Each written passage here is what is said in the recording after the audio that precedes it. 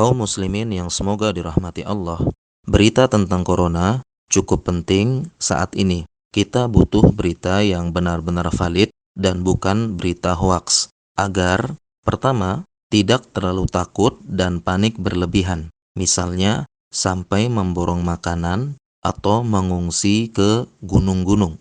Yang kedua, agar tidak terlalu meremehkan atau dijadikan candaan. Misalnya berkata, tidak perlu takut corona, cukup makan pete dan jengkol saja. Selamat dari corona, atau membuat tagar, kami tidak takut corona. Lalu tetap berkumpul di keramaian dan kumpulan massa.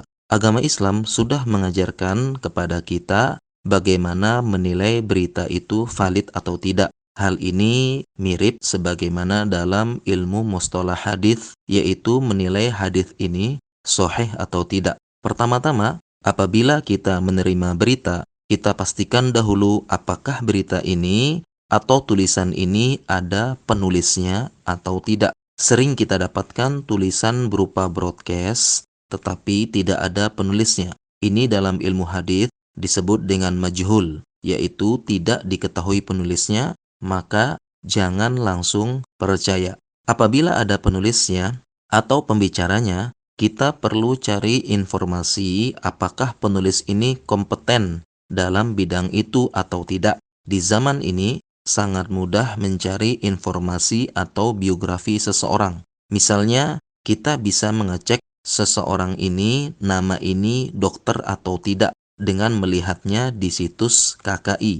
Memasukkan namanya di situs, maka akan muncul nama dokternya dan kompetensi spesialisasinya. Sering kita dapati ada tulisan broadcast dengan mencantumkan nama dokter, ternyata dokternya tidak ada dalam situs KKI dan bukan seorang dokter. Ini mirip seperti menelusuri perawi hadis dalam ilmu hadis. Apabila kita sangat ragu-ragu dengan isi tulisan atau video karena agak aneh atau meragukan, kita bisa bertanya kepada ahlinya. Hendaknya kita tidak langsung percaya atau langsung takut sendiri atau langsung meremehkan. Kita bisa mengirimkan tulisan dan video tersebut lalu bertanya kepada ahlinya. Fas'alu ahla dzikri in kuntum la ta'lamun. Maka bertanyalah kepada ahlinya yang mempunyai ilmu jika kamu tidak mengetahui. Cara yang lain juga, kita bisa mengecek sumber tulisan tersebut di situs-situs resmi pemerintah, organisasi, maupun instansi terkait. Apabila tidak ada, maka jangan langsung percaya. Semoga Anda, saya, dan kaum muslimin dijauhkan dari menyebarkan berita yang tidak valid, karena ancamannya cukup besar. Rasulullah bersabda, yaktibu bil kasbah tuhmalu anhu hatta tablugul afaq. Seseorang membuat kedustaan dan dia sebarkan mencapai seluruh penjuru dunia. Ini ada ancamannya dalam hadis.